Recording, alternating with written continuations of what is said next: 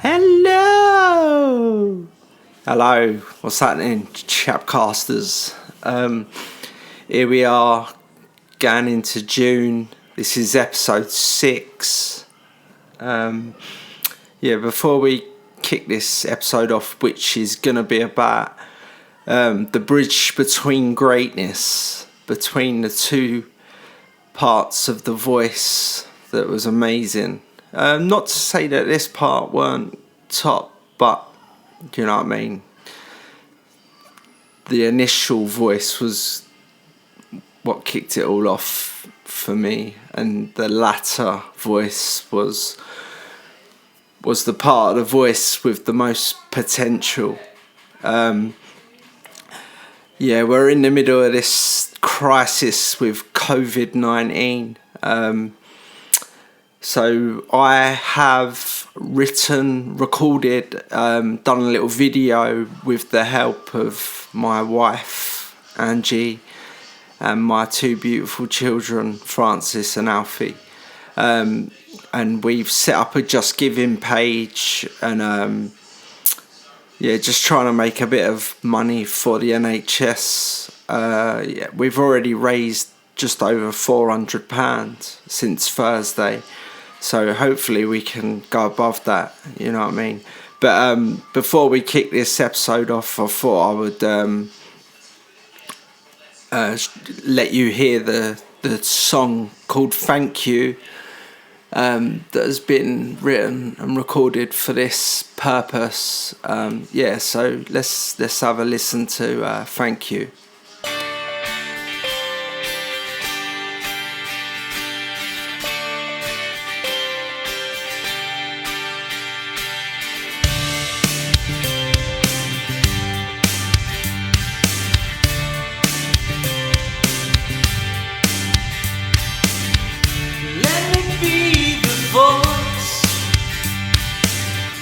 To say thank you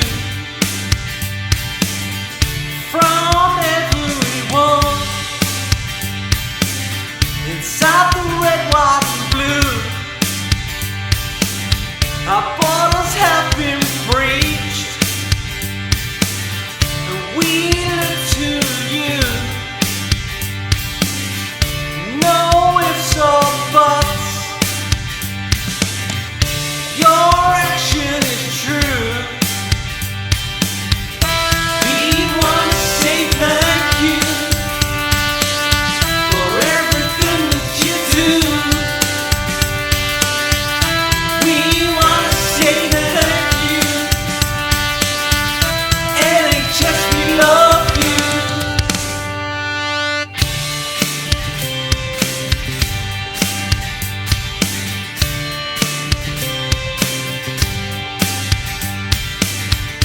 You're on the front line when you can stay at home. The PPE never arrived, but you still go on. Yes, you still go on. Yes, you still go on. We want to say thank you for everything that you do. Yeah, we want to say thank you. NHS, we love you. Thank you, NHS, for helping lift the dead. Thank you so much. Thank you. Thank you. Thank you, NHS, for all of your hard work. Thank you. NHS, we love you. Thank you. Thank you so much. We want to say thank you for everything that you do. Yeah, we want to say thank you. NHS, we love you. We want to say thank you for everything that you do. Yeah, we want to say thank you.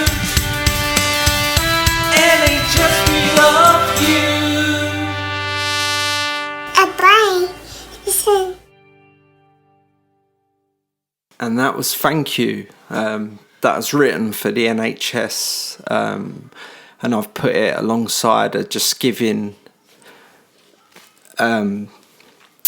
page just to see if we can make some money for the NHS, because they're amazing. If you go to my Facebook music page, there's all the links to the Just Giving page if you want to check it out and donate anything you can, even if it's just £1, you know what I mean? Everything counts, doesn't it?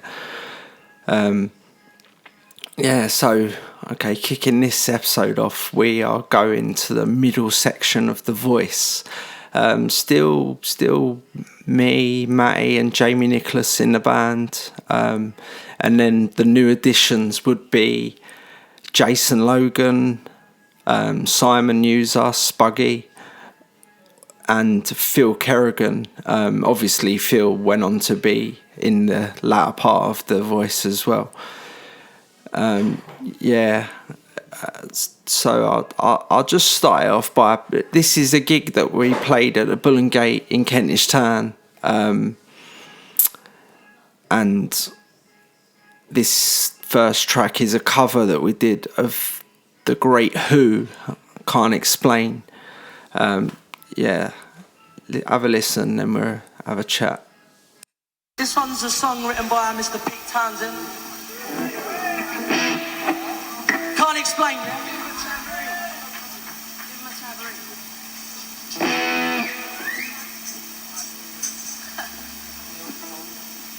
Shall we play then?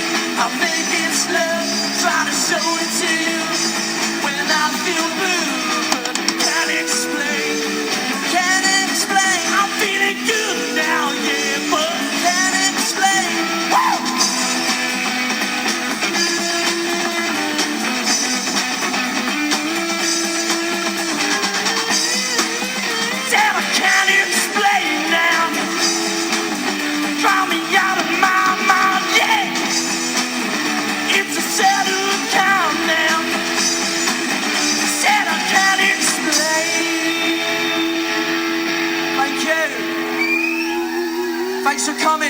See you next time. The kids all right?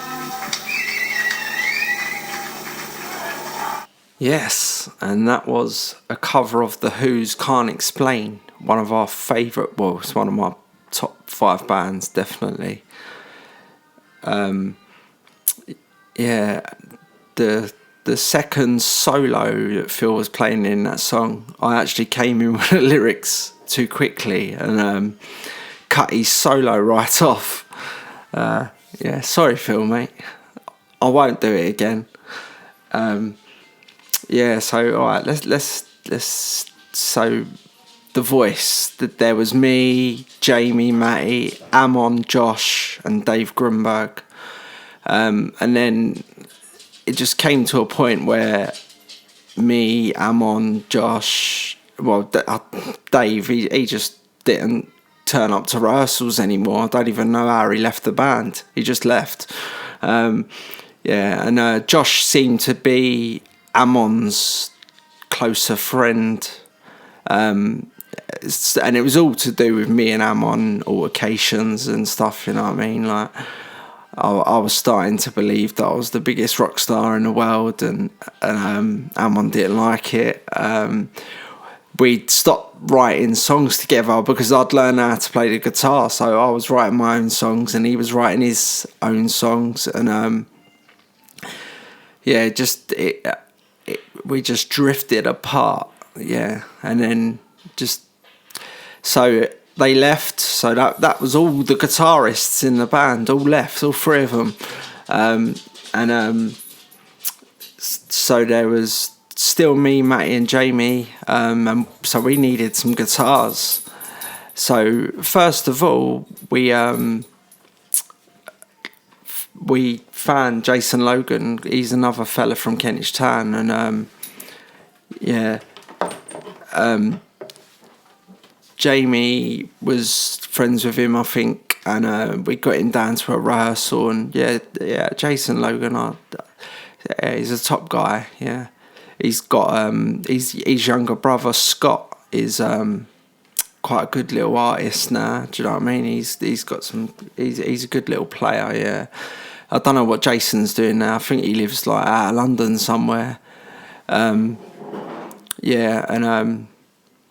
So we found Jason, and then we tried to go just the four of us, but Jason weren't really a lead guitarist, so we needed someone else. So we was on the hunt for someone else, and then Spuggy was just one of our pals, and he was sort of like the Voice's biggest fan, like, and it was just like he just needed to be in a band, and so in the end we just said to him, "Do you want to play percussion?" And he was like over the moon and joined the band, and got a collection of percussion, and we used to hire him congas every time we had a gig. We'd hire out some congas for him, and I can remember going to pick him up from some place like near Golders Green in my little car, and I had to go up there, fold the seats down in the back and put these congas in these big cases with this big metal stand in the back of the motor, and then like take them to whatever venue we was playing at, like sitting outside waiting for the engineer or whatever to open up the doors so we could like stick these congas in the venue so I could then go home and get ready myself to play the gig. But yeah, it was so funny because I don't know why, but Spug decided to get these two sort of, I don't even know what they are. They're just like sticks, but with like big tampons on the end. And it used to be quite a funny joke in rehearsals and stuff like that. Yeah. So I mean, so then you had the five of us, but we was still missing that ingredient. Do you know what I mean? That special ingredient. And I can remember back to when the Early Voice played like our second or third gig at the Industry Road Community Centre, and there was a band that supported us called Green, and it was some fellas from Danny Angel, Phil Kerrigan, Tim Lane. I think they had a girl on drums, and I don't even have a clue what the bass player's name was. But I remember watching them before we played our set, and I remember watching Phil and thinking, yeah, that fella's got something, man. You know what I mean? The rest of these band never had nothing, but he had big potential. So So I just thought to myself, yeah, I'm going to give him a call. I'm going to get hold of this fella and see if he fancies like coming to a rehearsal and seeing if he can mould himself into the sound. And yeah, so we got Phil on it. Yeah, started doing rehearsals and stuff, and yeah, it started to sound good actually. Yeah, I've got another couple of tracks from that gig at the Bull and Gate. I'll play you It's Free next. Yeah, so this is the 6 of us on stage at the Bull and Gate. Yeah, have a listen.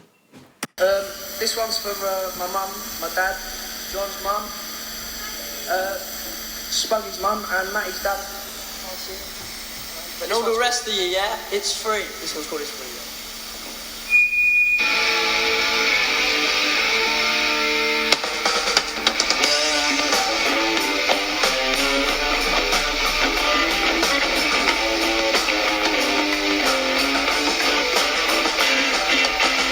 When you come home to me in the morning,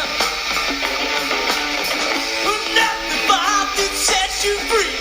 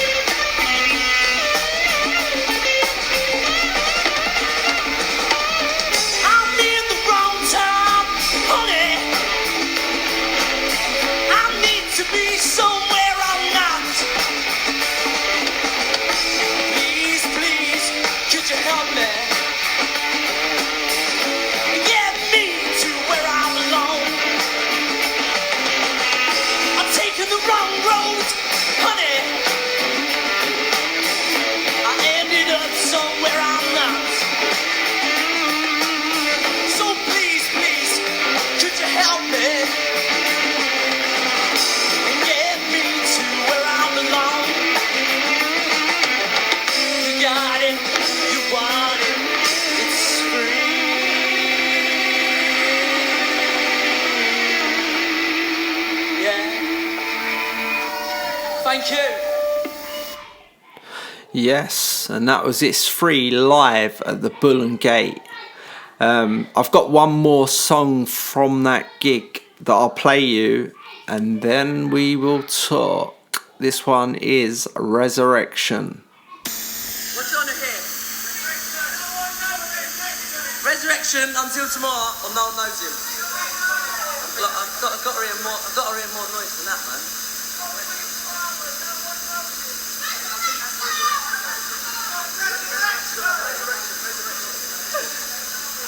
Should I play guitar? Alright, this one's called She Wears a Little Bit. Something like that, anyway. I think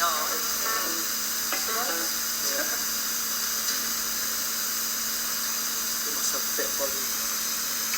Well, I hope you've all enjoyed yourselves tonight. This is our last song, but I hope you're all our next. Thank you all for coming and that, you know what I mean? I'll speak next week, yeah? No. Thanks for coming, yeah? Your support's top, alright? I hope you're all at the next gig.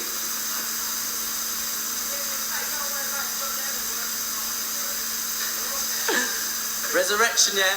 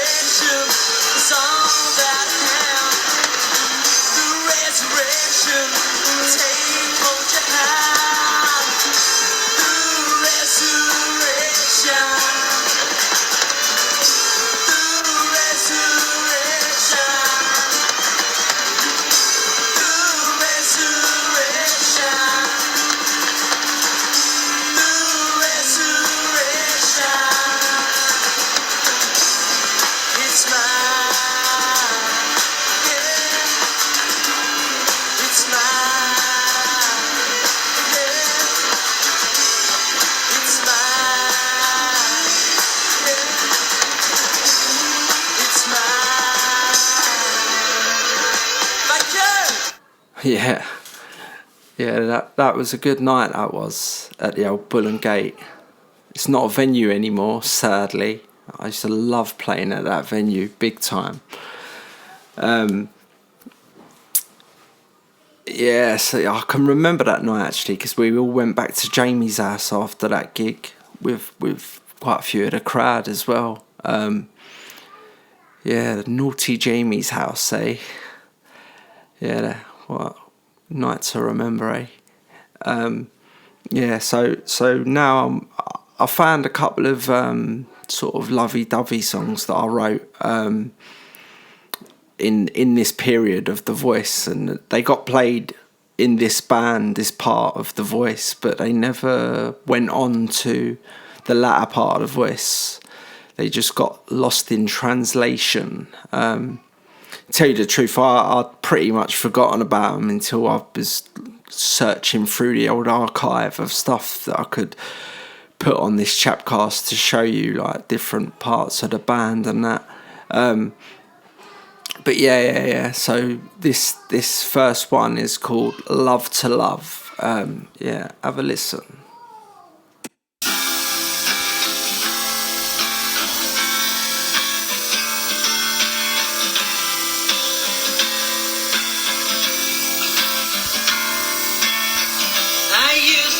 Someone, could I be you?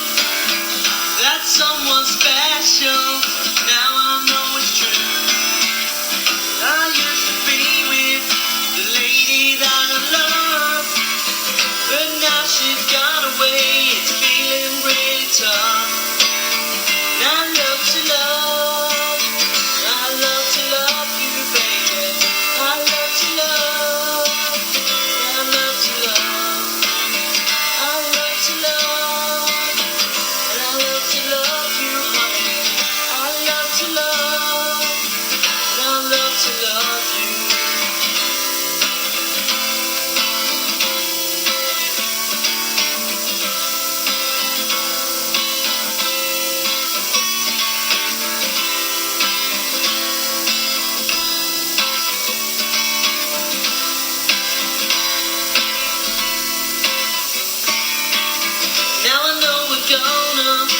We're gonna be making love forever, just you and me.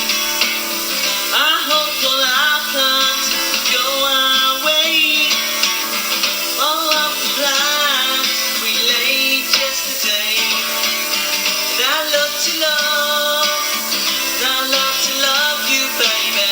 I love to love, and I love to love.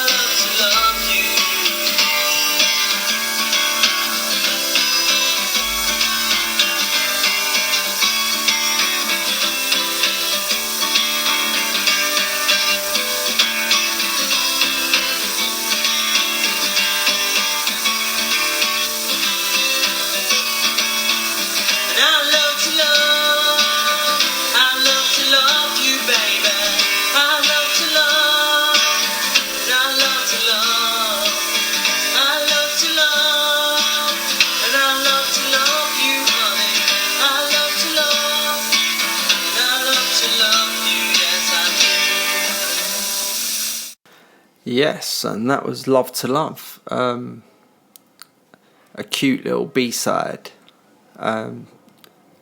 Here's another one. This next one's called Love's Little Sister. Another little B-side. Yeah, it goes like this.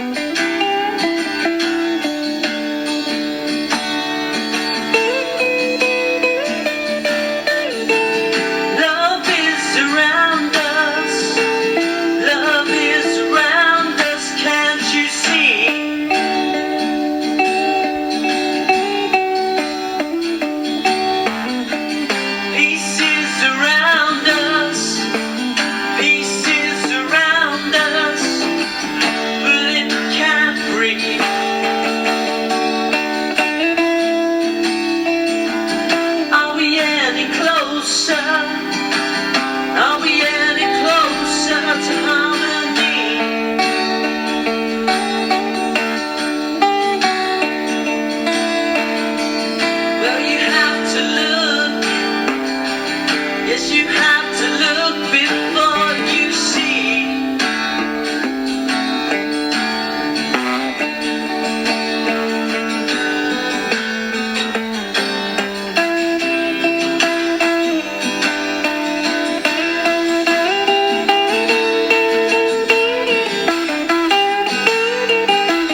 Love's little sister is growing now.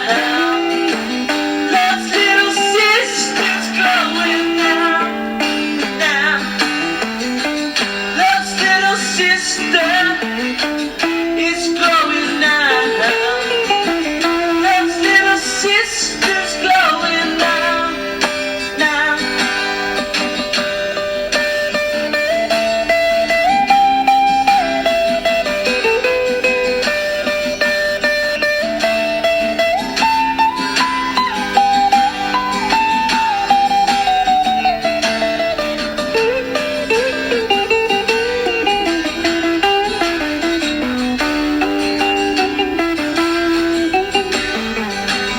Love's little sister is growing now. Love's little sister's growing now. Love's little sister is growing now. Love's little sister's growing now.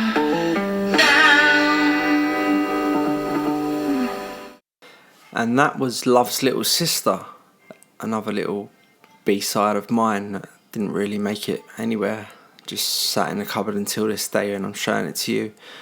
Alright, moving on. Alright, so where was we going next with this band? Okay, alright, yeah, so back in the early voice, we got to play a gig at the Randas in Camden, which is a decent big venue, like through a thing called Herbie Flowers Rock Shop. Well, anyway, they gave me a call and said, yeah, we're coming back to Camden, we're going to do another rock shop. And I was like, yeah, sweet, we'll get involved.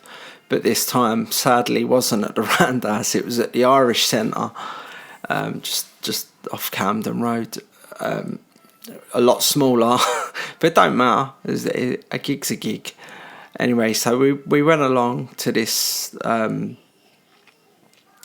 gig at the Irish Centre, and the six of us, and same as when we played the Randas, they said to us, oh, we only got to do 2 songs, but they wanted us to write these 2 songs 2 weeks prior to playing at the Randas, so we could like play 2 new songs, and they could say, yeah, this band have written these songs while they've been with us for 3 weeks or whatever. And the same as at the Randas, we played No One Knows Him, which has already been written by me and Amon, but me and Dave Grunberg did actually write a song called Climb High that we played at the Randas. And again, this time we didn't have any other new songs that we'd written, but it started out, the whole band sat down around this table and we decided, right, we're going to write a song. So anyway, we started trying to write this song with 6 people, and believe me, having 6 songwriters just don't work at all. So in the end, me and Jason Logan went off into a corner, and we wrote a song called So Pretty Tonight. Yeah, so it's a good little tune. It's sort of got a bit of a Stones influence in it, a bit, I think. Yeah, so we only wrote this one for the night at the Irish Centre, but I can't even remember what the other song we played was. But it was something that was already pre-written by me, or it would have been me or co-written me, because if I like songs that Amon contributed, like It Wasn't You, your song Unknown Home, and then Dave Grunberg with Moon and the Stars and Just the Same, yeah, because I didn't have nothing to do with them. The minute them lot left the band, them songs left the band with them. Have a listen to this. This is a song that me and Jason Logan wrote, and it was for Herbie Flower's Rock Shop when we played the Irish Centre in Camden. Have a listen, see what you think.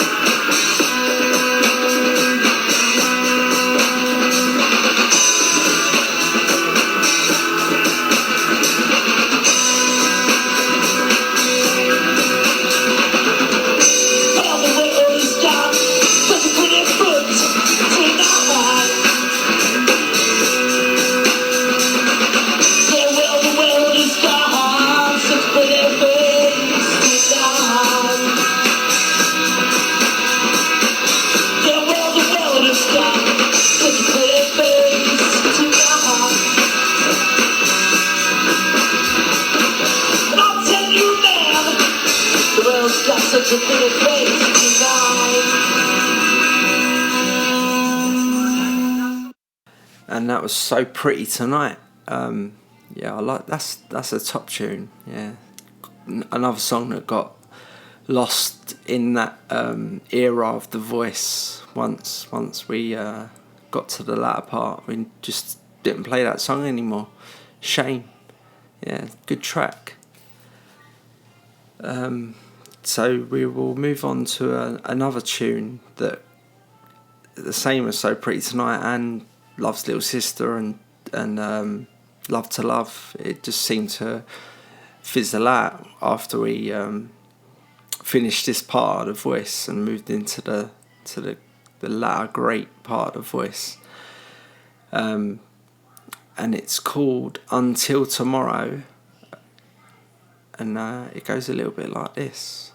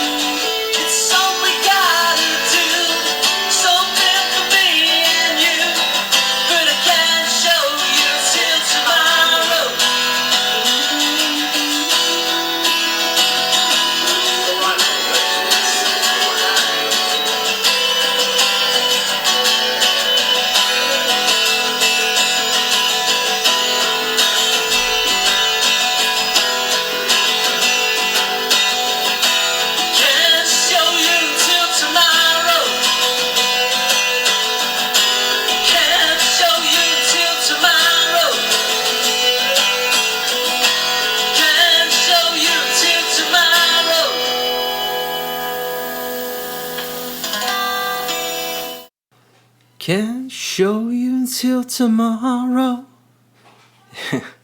And that was Until Tomorrow. Since Amon left the band and I sort of lost my songwriting partner, I started to, because even though I was writing songs on my own, like on the old acoustic guitar and that, my guitar playing was very, very limited. So it was nice sometimes to get a tune out with other people, you know what I mean? Like So Pretty Tonight with Jason, Climb High with Dave, and then one of the veterans with me and Matty was Jamie Nicholas. So it had to be our turn in the end to write a tune together, didn't it? So we wrote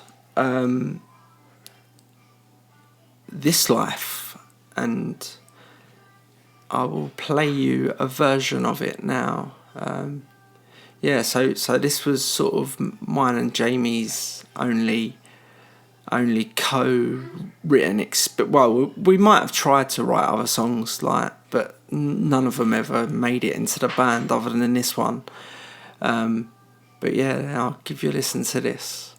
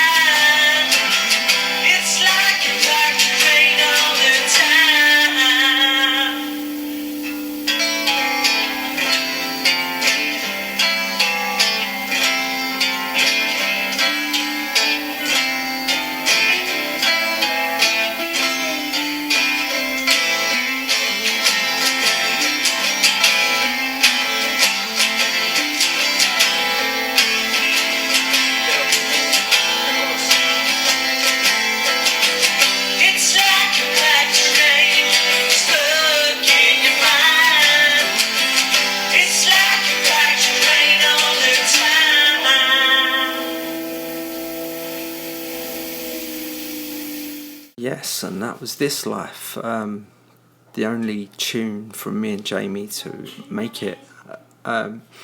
Before Jamie's departure, that we will talk about in a minute, he did actually write another song on his own that he wanted to get in the band, and we recorded this version of it up in my bedroom, just like as a demo and that to show to the rest of the band. I don't know how far it got because his departure was coming, but it's decent ticket. It's called decent tune song. It's called Living for the Tickets. I wonder what that means. I'll play it to you. It goes like this.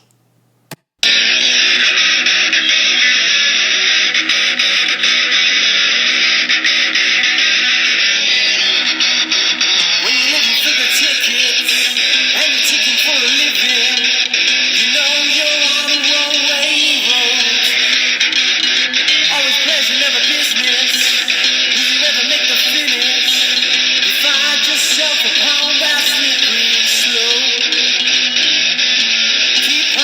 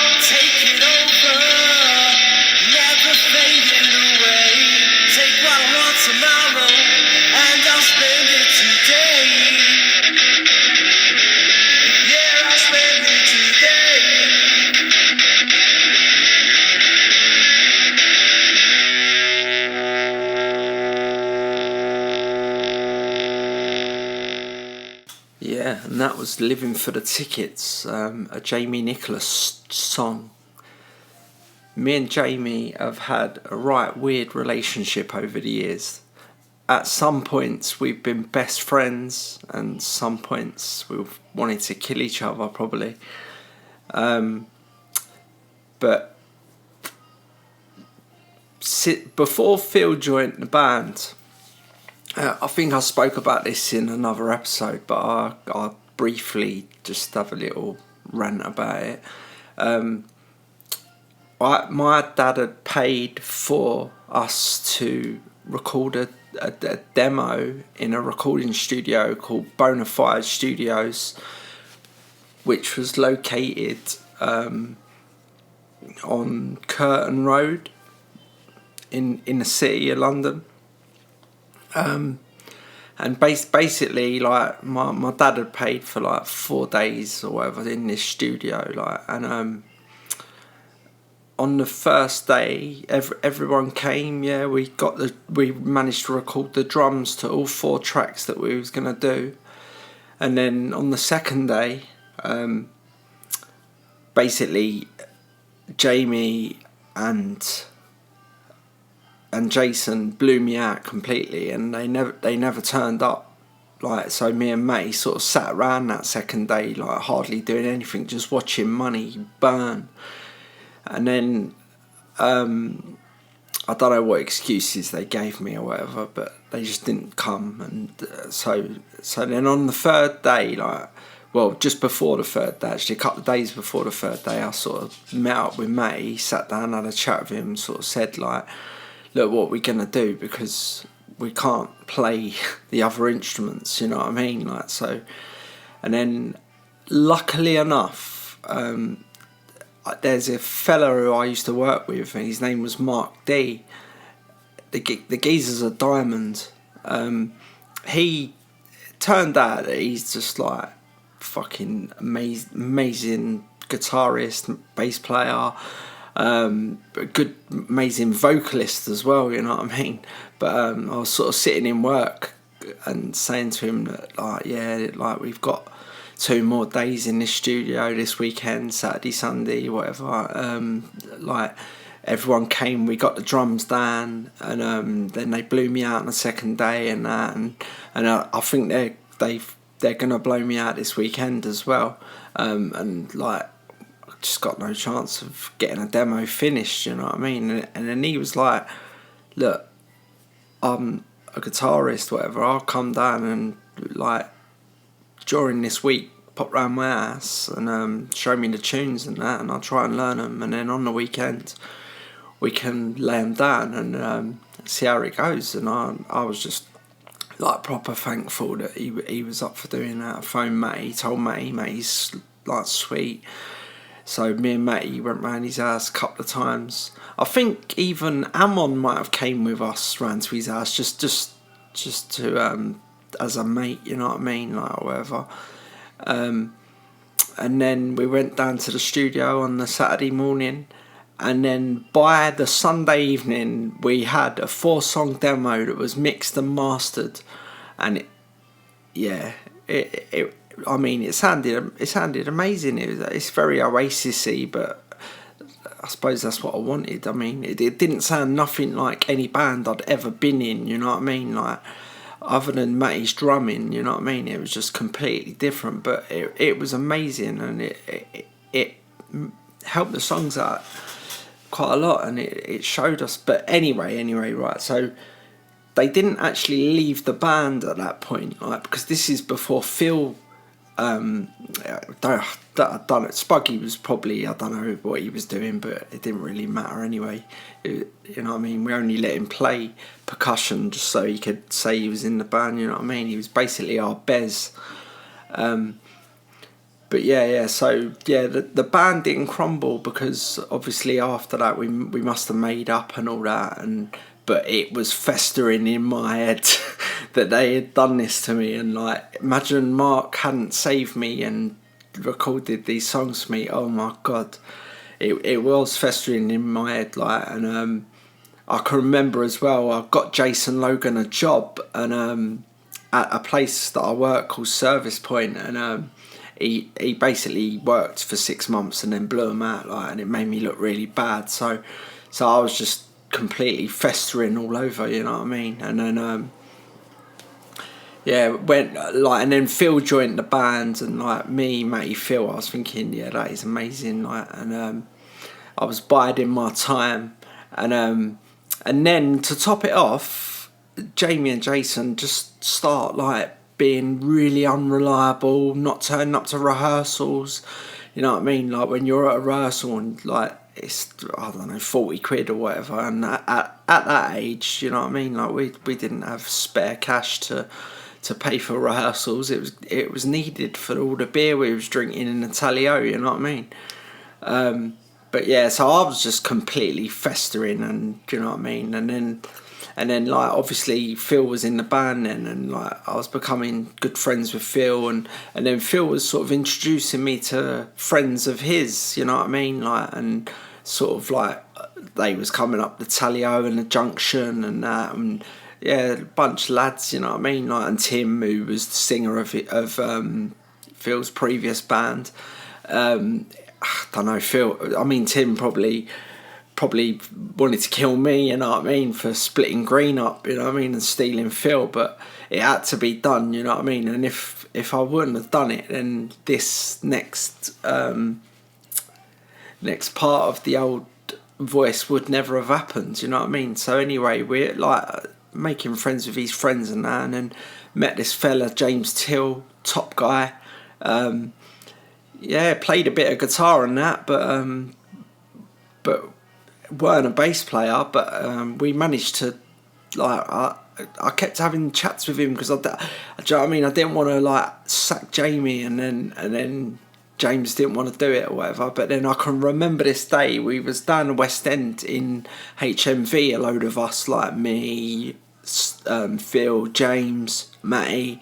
There was probably a few others there, and Will Spuggy was probably there as well. He was always there, old Spug.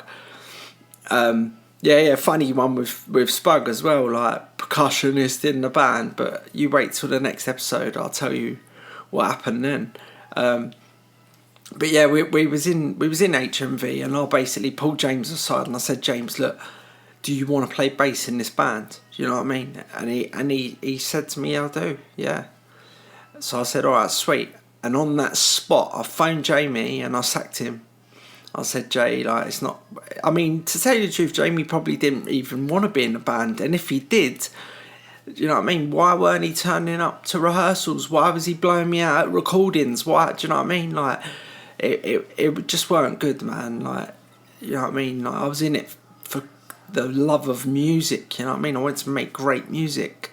And that's what we went on to do. But yeah, I mean, I don't know. Like, so I sacked Jamie on the spot, and we sacked Jason as well. Not that Jason cared anyway. Do you know what I mean? And then Spuggy, we sort of told him that you can like help out, be a roadie or whatever, but we don't need the tampons no more. You know what I mean? We just didn't need that stuff. But let me play you one. Oh, actually, we're gonna wrap this up soon as well. But I'll play you a tune that was recorded on that recording session with me, Matty, and Mark D. Yeah, lost touch with that fella. But if you ever hear this, mate, nice one. So this is on my mind. Nice one.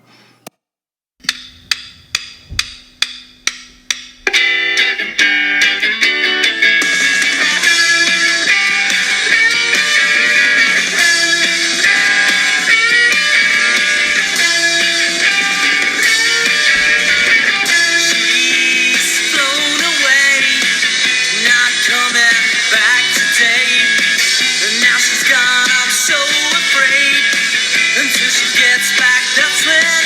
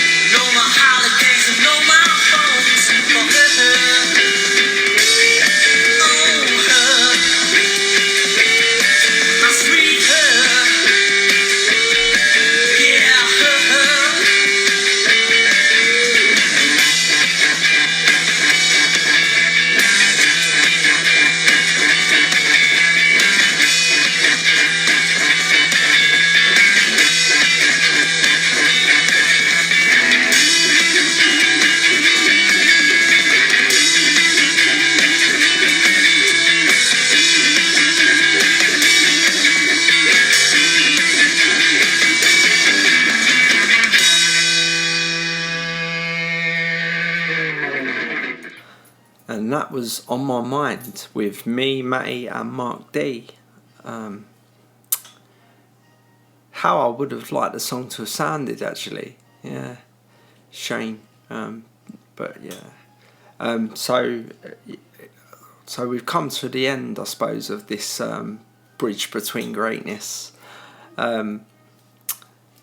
Yeah. So next month, July, yeah, we will be talking about the final great part of The Voice.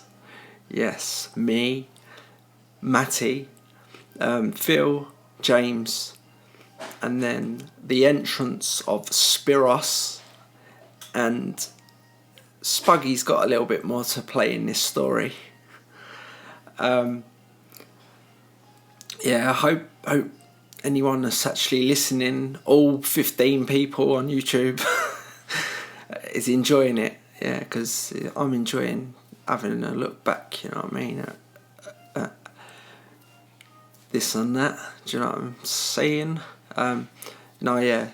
Thanks if you're listening, and if you're enjoying. If you're not, then I'm just talking to myself. But yeah, so we're into the final part of The Voice. Yeah, and then we can talk about the Fever Dogs. But yeah, next month's issue should be an amazing issue to listen to. Same as this month. But thanks for listening. Cheers. And I will speak to you next month. Stay safe. Keep the faith. Wash your hands. Live forever.